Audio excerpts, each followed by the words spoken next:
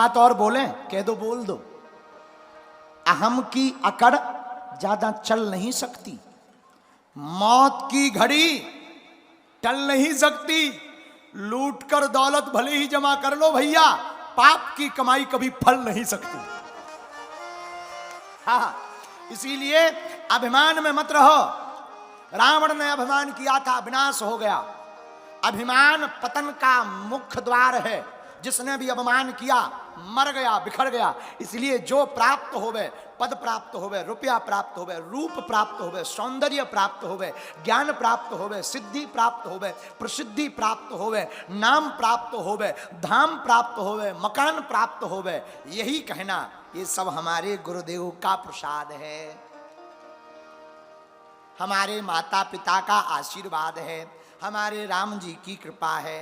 अब कई लोग नाटक भी बड़ा भयंकर करते हैं। एक बार हम छत्तीसगढ़ आए, रायपुर, फाफाडीहा। एक आदमी हमारा वहां चेला रहता है, चंगीलाल। हमने कहा ये मकान किसका? बोले आपका ही है। हमने कहा तो तुम क्या कर रहे भीतर? जब हमारा है तो तुम क्या कर रहे? बोले कहना क्या चाह रहे गुरुजी? अरे हमने कहा उठाओ बैग, जाओ। लौट के जिंदगी में उसने हमसे कभी नहीं कहा कि आपका है? हम बताना ये चाह रहे कि अगर हम नाटक अभिनय करेंगे तो अभिमान से रहित नहीं हो पाएंगे। बुरा ना मानना। हमने एक बार एक पुस्तक पढ़ी, हमारा प्रिय दार्शनिक श्री लाओ त्से, चीन के हुए लाओ त्से, 13वीं शताब्दी का बहुत ऊंचा आदमी। उसने एक जगह लिखा, कोड करके हमें याद है, तिब्बत में एक परंपरा है, अपने गुरु की तरफ मुख करके 1000 बार दंडवत प्रणाम करना होता है प्रतिदिन, 1000 बार। तो उसमें लिखा था कि 1000 बार दंडवत प्रणाम करने का मतलब ये नहीं है कि तुम दिन भर दंडवत प्रणाम करो, अपितु शिष्य को 1000 बार प्रतिदिन दंडवत प्रणाम करने का कारण यह है कि उसका अभिमान जमीन में इतना मिल जाए कि वो सदा सदा के लिए गुरु का चेला बन जाए।